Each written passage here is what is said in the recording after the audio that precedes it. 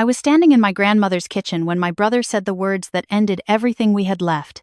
The three of us were sitting around the same oak table where I had learned to roll pie crust at 8 years old, where my grandmother had written out recipes on index cards in her careful cursive, where my parents had drunk coffee every Sunday morning before the accident took them both. My brother sat at the head of the table, Grandma's chair, which he had claimed without asking the week he moved in. His wife sat beside him, her hands wrapped around a mug she had brought from their old apartment, the one that said "World's Best Boss" on the side. I had never thought much about that mug until that afternoon. They had called the meeting to discuss the grand reopening. My grandmother's bakery, Callahan's, had been closed for 4 months while my brother oversaw what he called a full rebrand. New logo, new menu, new interior, all of it decided without me. Most of it, I would later discover, charged to accounts I did not know existed in my name. The reopening was scheduled for 6 weeks out. Invitations had gone out. A local food blogger had already teased it on Instagram. My brother had given interviews to 2 newspapers and mentioned my grandmother's name in both of them without mentioning mine once. My sister-in-law spoke first.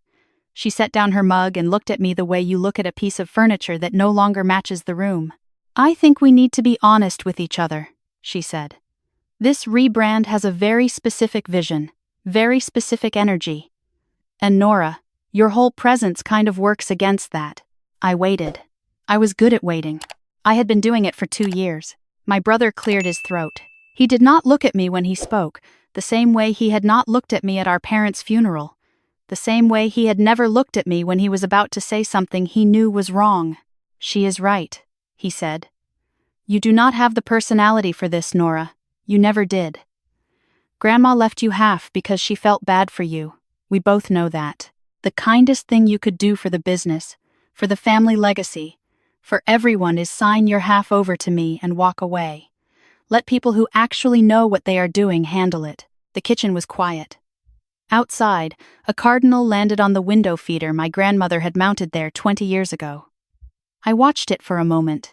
Then I said, "Let me think about it." My brother exhaled like he had been holding his breath for months. He nodded at his wife. She picked up her mug. I stood, carried my untouched coffee to the sink, and walked out of the room. Let me go back to the beginning. My name is Nora Callahan. I am 29 years old. I live in Clover Ridge, Tennessee, which is a small town 40 minutes east of Nashville where people still leave their cars unlocked, and the diner on Main Street has had the same pie case since 1987. I work as a freelance graphic designer, mostly for small businesses and nonprofits, mostly from home, mostly in the apartment above the bakery that my grandmother, Catherine Callahan, left to me and my brother in equal shares when she died 14 months ago. My parents died 2 years before that, 2 years and 3 months before that to be precise, on a Tuesday in November on a wet road outside of Memphis. A semi-truck drifted lanes. They never had a chance to update their will, which left my brother and me with the bakery and the building and a grief that neither of us knew what to do with. My brother Derek is 37. He was living in Charlotte with his wife, Cassandra, and their son when Grandma died. He drove down for the funeral and never left. He said he wanted to help. He said the bakery needed someone on the ground. He said, "Nora, you cannot run a business and do your freelance work at the same time." And he was right that I could not, and so I said yes. I said he could run the day-to-day. I said we would split everything evenly like the will specified. I said we were family, and family figured things out. Within 6 months, he had moved Cassandra and their son into the apartment above the bakery, my apartment, the one I had been renting out to cover the mortgage without asking. He said it made more sense for the manager to be on site. He said I could keep my bedroom in the building. I was sleeping in a room the size of a large closet that still had my grandmother's sewing machine in the corner. I told myself it was temporary. I told myself it was what family did. I am very good at telling myself things. Derek closed the bakery 4 months into what he called Phase 1 of the rebrand. The regular customers, the ones who had come in every morning for years, were sent a form letter. Some of them called me directly, confused and upset. I said I was sure it would all make sense when it reopened. I said Derek had a vision. I did not tell them that I had not seen the vision either, that no one had shown me a business plan, that I did not know where the money was coming from or going to, Because I had handed over the accounting logins when Derek asked and trusted that he would keep me informed. He did not keep me informed. The day after the kitchen meeting, I started paying attention. I want to be clear about why I had not done it sooner. I was grieving. I was surviving. I had lost my parents and my grandmother inside of 2 years, and Derek had walked in and said, "Let me handle it." And part of me, the part that was so tired it could barely stand, had let him. That is not weakness. That is what happens when you are 27 years old, and everyone who was supposed to be there for you is gone, and the one person left says, "Trust me." But something inside me shifted the afternoon he sat in my grandmother's chair and told me she had only left me half out of pity. I opened my laptop that night and requested access to the business accounts. Not the logins, Derek had given me the real ones. Through the bank directly, with my name on the LLC. I had forgotten that my name was on the LLC. Derek had apparently also hoped I would forget. I spent 3 nights going through everything. By the end of the 3rd night, I had a blue folder. I had labeled it "The Real Numbers." The bakery had been operating at a loss for 4 months, which might have made sense given the closure and renovation, except that the expenses did not line up with any renovation I had witnessed. There were supply orders from a wholesale vendor in Nashville for items I recognized: flour and butter and vanilla extract, but the amounts were triple what 4 months of stockpiling would require. There were payroll entries. My brother was paying himself $4,200 a month as general manager, a salary we had never discussed and that I had never agreed to. His wife was listed as director of marketing at $2,600 a month. The bakery had 4 employees total, and 2 of them had been laid off during the closure. There were also credit card charges I did not recognize. A commercial kitchen equipment lease, $1,800 a month. A PR firm in Nashville, $3,500 for a 3-month contract. A custom neon sign company, $2,200. An event planning deposit, $4,000, for a venue in East Nashville for the grand reopening party. Every single charge was routed through a business credit card I had not known existed. The primary cardholder was listed as Nora Callahan. I had not applied for that card. I had not signed any application. I kept going. I pulled the property records next. The building, the one my grandmother had owned outright and left to us free and clear, had a lien on it. A business loan from a community bank in Franklin, taken out 8 months ago, for $42,000. The loan application listed 2 signatories, Derek Callahan and Nora Callahan. I had never signed that document. I had never been to that bank. I had never spoken to anyone named on the paperwork. My hands were shaking when I found it. I read it 3 times to make sure I was seeing what I thought I was seeing. Then I made a cup of tea, sat down, and read it a 4th time. My brother had forged my signature on a $42,000 loan using our grandmother's building as collateral. I did not confront him that night. I did not say anything the next morning when I passed him in the kitchen, and he asked me if I had thought more about signing over my half. I said I was still thinking. He nodded, satisfied, the way people are satisfied when they believe the outcome is already decided. I called Eleanor Watkins that afternoon. Nell had been my grandmother's closest friend for 30 years. She lived 2 blocks from the bakery, in a white house with a vegetable garden that took up most of the backyard. She had known Derek and me since we were children. She had been at both of our parents' funerals, and she had been at Grandma's, and she had left food on the bakery's doorstep every week for the first 2 months after we lost them all. She answered on the first ring. "I need to talk to you," I said. "Come now," she said. I walked to her house through the alley behind the bakery. I did not want Derek to see me leave. Nell's kitchen smelled like rosemary and old wood. She sat me down, poured coffee without asking, and then folded her hands on the table and waited. She had the stillness of someone who had lived long enough to know that the most useful thing you can offer another person is quiet. I told her everything. The salary he had been paying himself, the credit card in my name, the forged loan. When I finished, she was quiet for a moment. Then she said, "I need to tell you something. I have been waiting to know if you were ready to hear it." She got up, went to the small desk in the corner, and came back with a folded piece of paper. She set it in front of me. "About 6 months ago," she said, "your brother came to see me. He said he wanted to discuss the building. He said he was going to approach you about buying you out, and he wanted to know if I thought you would resist. He said, and I am telling you his exact words, Nora, because I wrote them down the same evening. He said, Nora has always been the soft one. She just needs someone to frame it the right way. I looked at the paper. Nell's handwriting, dated and timed. I wrote it down, she said, because I was angry enough to want a record of it. I did not know what he was planning. I just knew it was not right. I took the paper. I folded it into my folder. I think I already knew what I was going to do, she said. What are you going to do? I went back to the apartment. I sat at my grandmother's desk, in the small room off the kitchen where she had done her bookkeeping for 30 years, and I opened my laptop and searched for a business litigation attorney in Nashville. I found a name, Patricia Osei, Osei and Associates. I sent an email that night. Patricia called me the next morning. I told her everything in 45 minutes. She listened without interrupting. Do you have documentation? She asked. I have a folder, I said. Bring it Friday. I spent the days before Friday finishing the folder. I printed the bank statements. I printed the credit card charges. I printed the loan document with my forged signature. I printed the payroll records. I found the original LLC agreement, the one Derek and I had signed when we officially took over from Grandma's estate, and I highlighted the clause that said major financial decisions required consent from both members. Every loan, every credit card application, every salary above minimum wage. He had violated every one of them. I added up the total.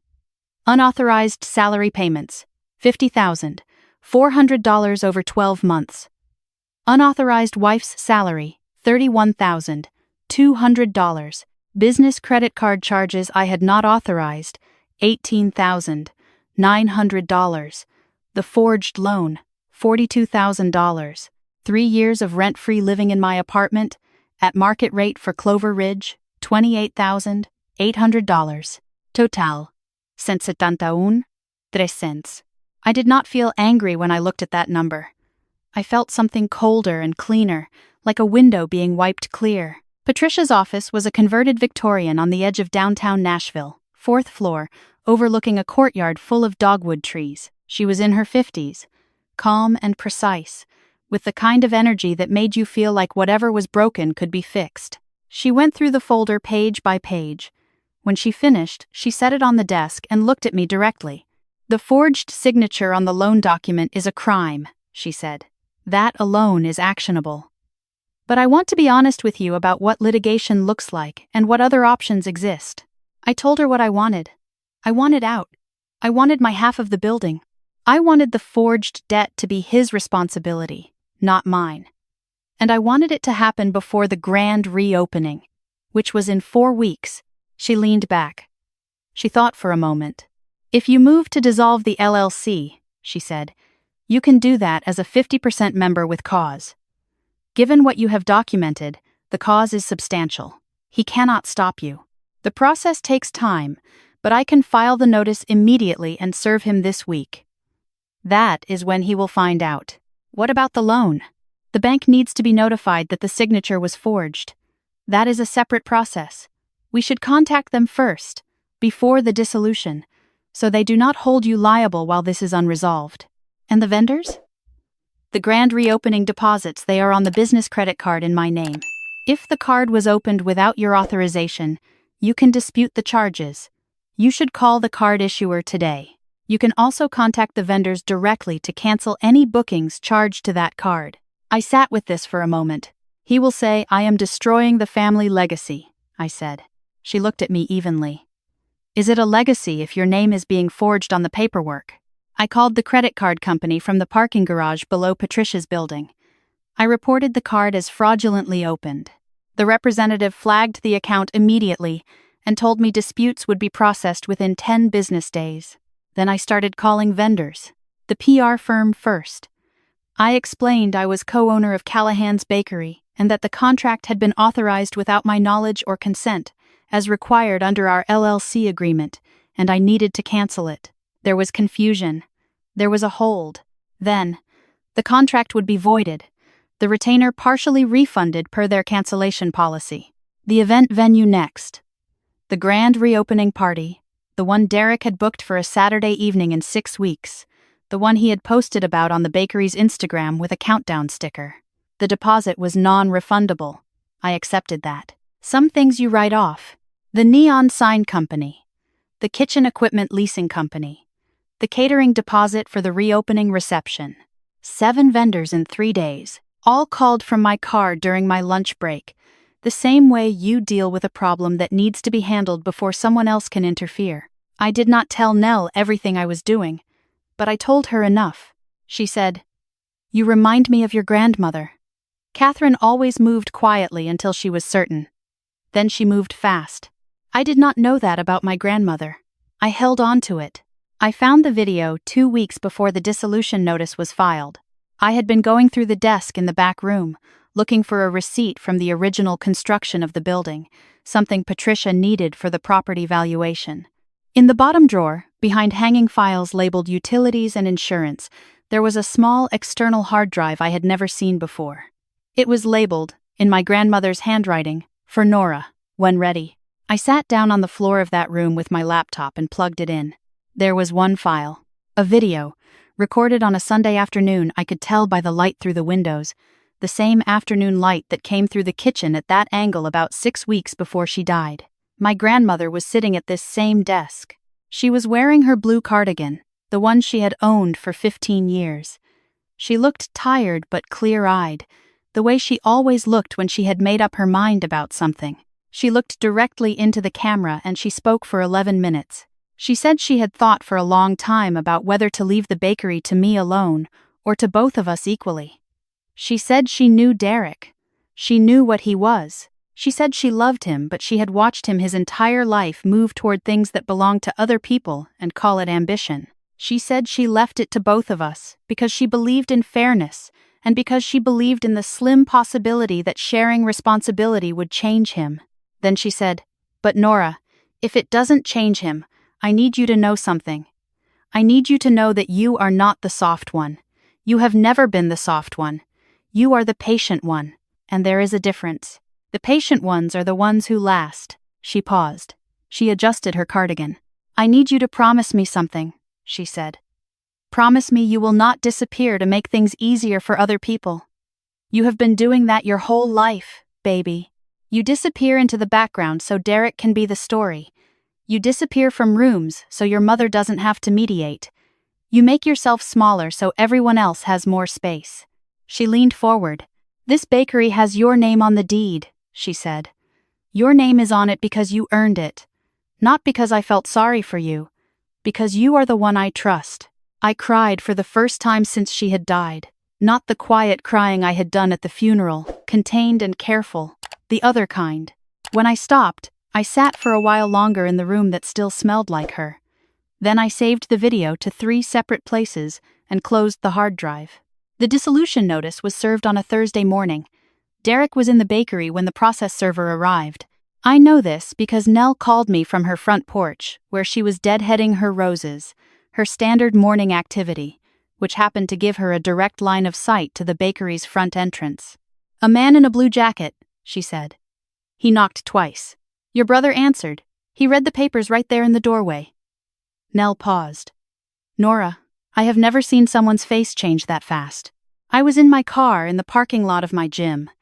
I had gone for a workout specifically because I needed somewhere to be that was not the bakery." "What happened next?" I asked. "He went inside," she said. Then he came back out with his phone and started walking up and down the sidewalk. He was on the phone for about 20 minutes. Then he went back in. I drove back to Clover Ridge slowly and took the long route. My phone rang 4 times. "Derek." I did not answer. It rang again. "Cassandra." I did not answer. It rang again, an unknown number with a Franklin area code. I did not answer that one either. He was waiting for me when I pulled into the alley. He had come around the back, past the dumpsters, to the spot where I always parked. He was still holding the dissolution papers. "What is this?" he said. It was not a question. I kept my voice level. "It is exactly what it says it is. You cannot do this without my consent." "I have cause," I said. "My attorney has documented the unauthorized salary payments, The credit card opened in my name, and the loan application bearing my forged signature. The word forged landed between us like something dropped from a height. His face moved through several expressions. Anger first, then something closer to calculation. That loan was for the business, he said. For both of us. I was going to tell you. When? He did not answer. You were going to tell me after you had me sign over my half, I said. That is when you were going to tell me. His jaw tightened. You are destroying everything Grandma built. You know that?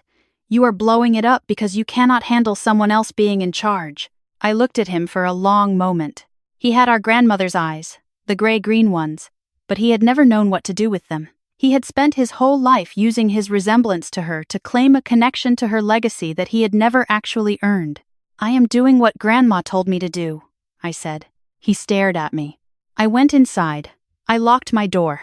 What I had not expected was Nell. She had not planned what she did next. She told me so afterward, with the matter-of-fact honesty of a 70-year-old woman who has run out of patience for things that are not what they claim to be. She had been watching from her porch when Derek stood in the alley screaming into his phone after I went inside. She heard him say, through the thin October air, words she repeated to me with her jaw set. She thinks she has proof, but she doesn't have anything. They can't prove I signed her name. It's her word against mine. Nell had gone inside and called the bank in Franklin. She told the loan officer she was a neighbor and a longtime customer, and she wanted to know whether Nora Callahan had been present when the loan documents were signed. She had known this bank manager for 20 years through her late husband's business. She said she needed to know because she had information suggesting the signature might not be authentic. The loan officer could not discuss accounts, but he thanked her for her concern and said someone would be in touch with the account holders. The next morning, Patricia called me. The bank had reached out to her office. They were launching an internal review. Pending the outcome, both signatories had been notified that the loan was under investigation, which meant Derek could not use the building as collateral for anything further while the review was open. He found out about the vendor cancellations the same afternoon. I know because he appeared at my door at 3 o'clock with his son on his hip, which was the kind of detail that made me believe he had planned it as a shield. His son was 2.5 years old and had done nothing wrong in his short life and looked exactly like our mother around the eyes. I stood in the doorway and waited. The PR firm called me, Derek said. And the venue. He was keeping his voice measured just barely. Everything for the reopening has been canceled. Those charges were unauthorized, I said. The card was opened fraudulently. We needed those vendors, Nora. That reopening was the whole plan. 6 weeks. We were 6 weeks away. I remember reading somewhere once that you cannot negotiate with someone who does not acknowledge the original terms. My brother had spent 2 years renegotiating every agreement we made, silently, without telling me, and then presenting the new terms as obvious. Derek, I said, you cannot have a grand reopening of a business that is being dissolved. You have 60 days to work with my attorney on the valuation and the division of assets.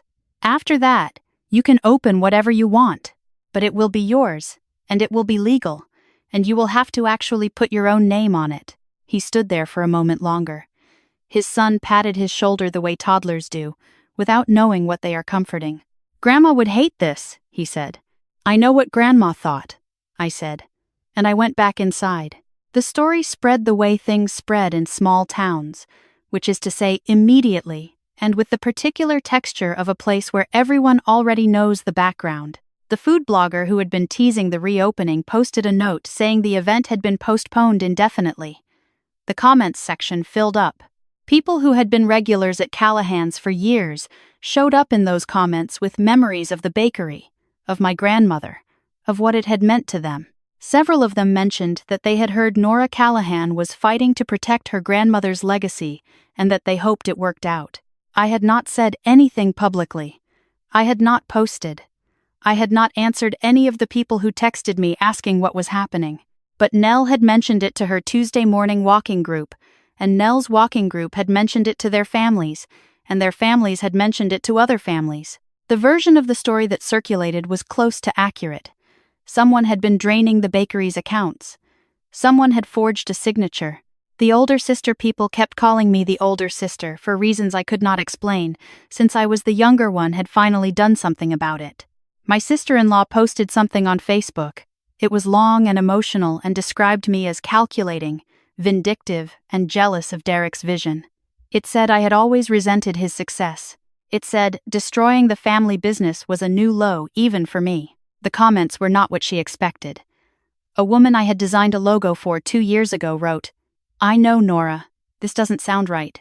Another person wrote, "Didn't he move into her building rent-free?" A third comment, from someone I didn't recognize, said, "So the person paying for everything is the vindictive one?" The post disappeared after about 4 hours. But Nell had screenshotted it, because Nell was 70 years old and had learned from experience. Derek came to see me one more time before the process concluded. He came alone that time, on a Sunday morning, and he knocked on the back door instead of the front. I almost did not answer. But something in me said this was one of those conversations that needs to happen once so it can be finished. He sat down at my grandmother's kitchen table. He did not take her chair. He took the one beside it, the chair that had always been his when we were children, and he sat there looking at the tabletop. "I did not know it would get this far," he said. "I know," I said. "That was not absolution, just acknowledgement. There is a difference. I wanted it to work," he said. "I thought if I could get it running right, really running, you would see it was worth it. You would understand why I made the decisions I made. You forged my name on a loan, Derek." He looked at the table. "I could not have waited for you to decide," he said. "You always take so long to decide. You think, and nothing happens. That is called caution," I said. "And it's my name. You don't get to use my name because you think I take too long." He didn't answer. "What Cassandra said," I said, "at the meeting. That I should sign over my half and walk away.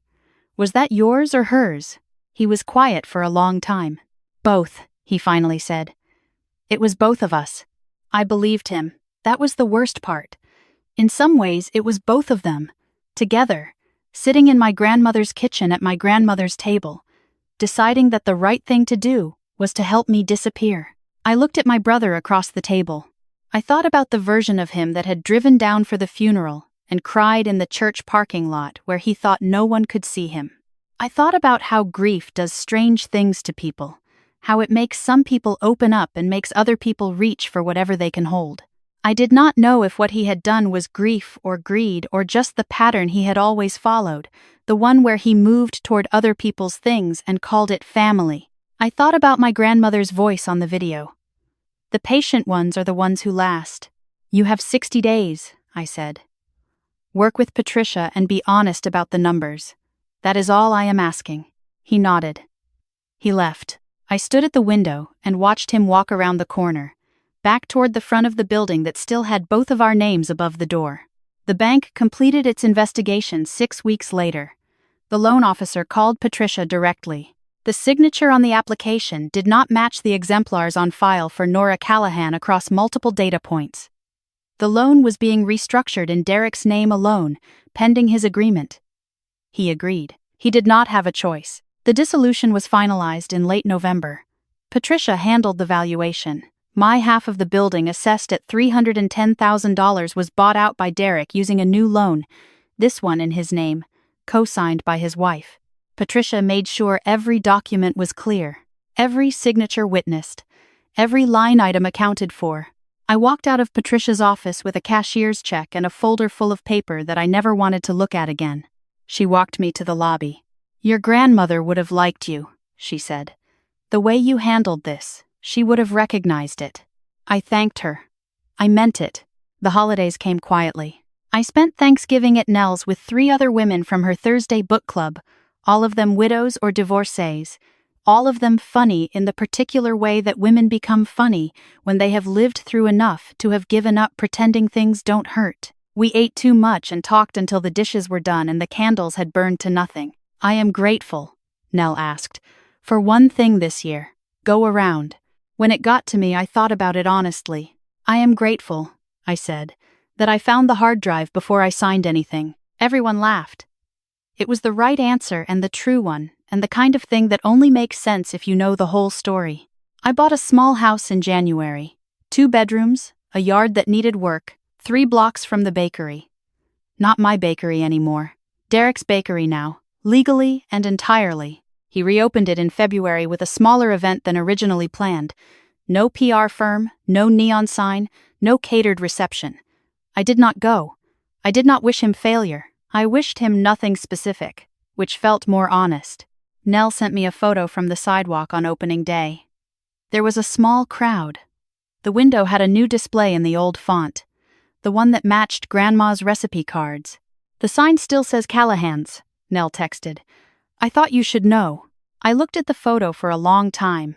Then I put my phone down and went out to the yard and started pulling weeds in the cold morning air, the way you do when you need to do something with your hands that is simple and real. My grandmother had said the patient ones last. She was right, but she hadn't finished the thought. What she meant was, the patient ones last long enough to build something that actually belongs to them. Long enough to stop holding up what other people have built on top of you without your permission. Long enough to stand up from under the weight of it and realize you are still there. I found a garden center open in February. It was early for planting, the woman at the register told me, but I could start seeds indoors. I bought tomatoes and basil and 2 rose bushes with names I don't remember now. I bought a bag of soil and a set of small pots and a grow light that I set up in the spare bedroom. Every morning I checked the pots before I made coffee. Nothing had happened yet. The soil was dark and quiet and patient, but something was working underground. That much I knew. That is always how it starts, the part you cannot see, doing the hard work, before anything comes up into the light.